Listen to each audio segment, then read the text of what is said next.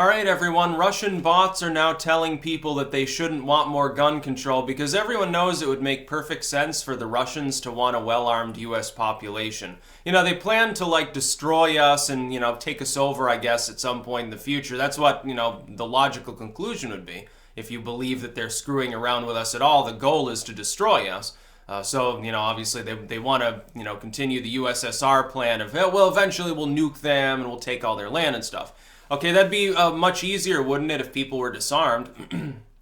I would think that having a well-armed population would probably be a problem in that sense because, even the survivors probably in the rural areas would outnumber their military 10-1. So that makes a whole lot of sense. But now, the establishment is attempting to carve a new era into their little Russia narrative. Now they're saying, well, yeah, the Russians provably interfered in 2016. Now, what proof we have? Who knows? They bought Facebook ads. They run bot accounts. In other words, they're doing what they've been doing for 10 years, including when Obama won twice. It was already happening then. Look, it was pre-Obama that they announced that the U.S. Air Force had its own bot accounts. Don't you think the Russians by then probably had the same general idea? Oh, this might come in handy. We can target some U.S. corporation. We can use these accounts. We can target some politician who voted to embargo one of our allies. Fucking of course they're doing that. That's not election interference as most people would imagine it. It's not hacking.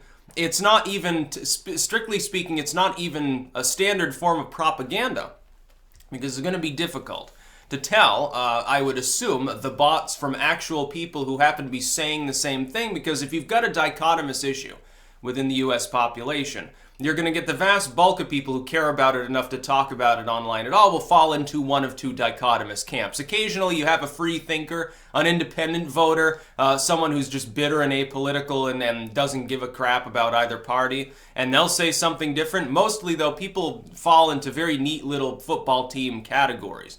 It's dumb. They shouldn't. They should know better. In such a situation, if one of those sides is being propped up by Russian bots, yeah, it's going to look like a whole lot of bots are in operation because you're probably going to think that some of those regular average people there, those regular U.S. citizens, nothing to do with Russia, are actually bots. I've been called a Russian bot dozens of times by people on the far left when I comment on like Facebook articles. And I say, well, this article is bogus, here's why. Or this article is, immoral, here's why. Oh, bot, report and ignore. Oh no, Russians are here. It happens all the time. But yeah, I think what they're actually saying at this point, they're saying, oh, the midterms will be influenced by the Russians. I think that's evidence that they expect the possibility of losing. In other words, that establishment candidates, not just Democrats, but mostly in this upcoming election, will not retake the Senate and the House. Like the Democrats will lose. The rhinos will suffer losses. Some of Trump's people will do well. And they'll say, well, the Russians love Trump. See, this is evidence that the Russians like Trump. They interfered in the election and the Democrats lost. No, it couldn't just be you're broke, you're stupid, you don't have a platform, your candidates suck. No, that'll be the reason the Democrats suffer in the midterm elections. But they're going to blame it on Russia because they have been. They've been blaming everything on Russia. DNC emails get leaked. It almost certainly did not involve Russian hacking. Their server was easily cracked into any employee, any rogue employee. His name might have been Seth Rich, maybe it was something else. Some rogue employee probably grabbed the emails because they were a Bernie fan. And they read through some of them. Maybe they were just doing it because like, oh, I think I'll pick through people's laundry a little bit. I think I want to play James Bond here. So I'm going to look through their private emails. Haha. It's not going to be hard for somebody who has any tech knowledge, considering the password was Obama 08, hadn't been changed. That's really fucking hard to guess. They go in, they see Bernie Sanders is getting shafted. The Clinton campaign is openly working with MSNBC and CNN. They're like, well, this doesn't seem fair. So they wrap it all up, put it in a USB, mail it off to WikiLeaks. Oh, but WikiLeaks are Russians too. So Russians hacked the DNC. They then, inexplicably, despite the fact that they already have those emails, they then give it to another supposedly Russian front. Russians then attempt to infiltrate the Trump campaign, offer his son-in-law all sorts of stuff. He's controlled, lock, stock, and barrel, he's controlled by Russia. Oh, just ignore Cody Shearer, the DNC operative talking to Russians to try to get dirt on Trump. Just ignore uranium one. That's a phony scandal. That's a nothing burger. It doesn't matter whatsoever. The FBI did investigate it years ago, but trust us, it's nothing. Yeah, there's a total coincidence that a bunch of Russians give money to the Clinton Foundation around the same time that the uranium one deal goes through the Hillary Clinton State Department. That makes perfect sense. Totally nothing there. No, they're trying to cover their asses. They're trying to scapegoat Russia for when they lose. That's what this looks like to me. I don't even chalk it up to anything further, like, oh, they're trying to start, World War III or something. Nah, that's a little conspiratorial. I think what they're doing is they've already made a mistake. They hyperpolarized the political climate already by dragging the Russia bullshit in the first place. With WikiLeaks, the DNC leaks, Clinton's email server, supposedly bot accounts, aka any account online that you encounter that you disagree with. It must be a Russian bot or a Nazi or something like that. A Chinese bot. Maybe it's from Uganda. Maybe it knows Dewey. Who knows? But it can't possibly be one of your fellow citizens. Well, no, a true American would never say that we don't need more gun control. A true American would never say maybe we want to scale back our intent in Asia and not start World War III. A true American would never say X, Y, and Z. That's what it boils down to. I mean, it's bullcrap. The problem is the Democrats started this, and now it's spiraling out of control, and they have to stick with the narrative. It would be difficult, I think, at this point, for the DNC to come out and be honest and say, no, we didn't give our servers to the FBI because there was no Russian incursion into the servers. A lot of people forget that very, very important detail. Our intel agencies never even examined the servers, and yet they came out and said, oh yeah, Russia probably did it. So in other words, the DNC that can't secure a server is telling you that the Russians did it. You're just going to believe them. You don't need the FBI to look into it. You don't need the NSA to look into it. You don't even need a private firm to conduct any analysis. Just the DNC, because the DNC, after all, is a tech organization.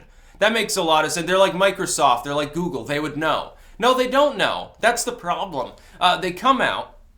They either don't know and they're ignorant, which is a real problem, although that would explain their campaign strategies over the last couple of years. It would explain, going to the midterms, why they don't have any money or indeed a clear party leader other than maybe Nancy Pelosi. That'll get them very far. Yes, it's a wonderful idea. Elizabeth Warren. Yeah, it's going to be a great time.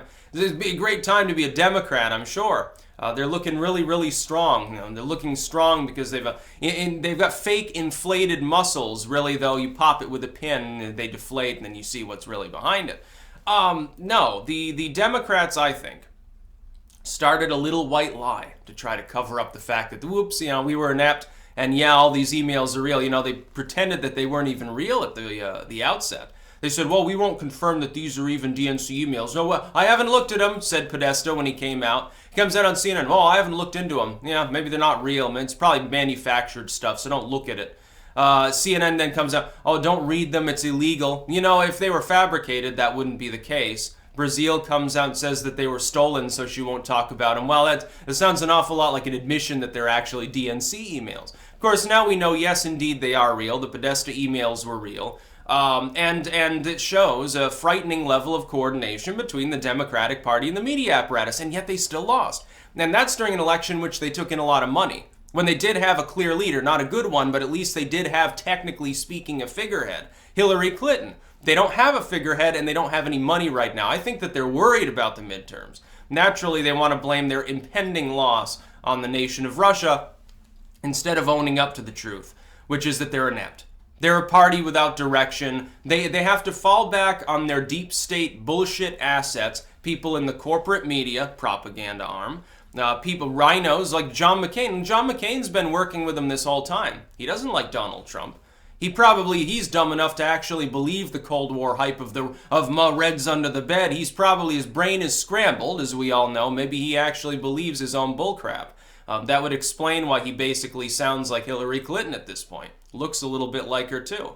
It's all bullcrap though. This is propaganda. They are setting the stage for explaining away their impending loss to try to keep the party loyals from totally losing control and schisming off in a million directions. They're trying to maintain the Democratic Party and the never-Trump sort of core, old guard, Reagan to Romney era Republicans. that failed aspect of the Republican Party that has lost more and more support over time, become increasingly non-conservative, increasingly accepting of high taxes, accepting of gun control, accepting of globalist bullshit, accepting that Angela Merkel should be, able to overrule the President of the United States. Oh, we need to globalize things so people don't think that we're unkind. So that America first, oh, that's a racist platform. American is obviously a race. But race doesn't exist, but America doesn't exist. We don't want borders, but we're evil for having these borders, and we're evil people, so we should, and the Europeans, that's bad too, but we need to listen to them because they're perfect, and Angela Merkel's perfect. It's such a confusing, convoluted mess that you have, that it's no wonder that they've begun to lose steam. But it's all Russia's fault. It's never their fault. They're perfect. That's about all. Peace out.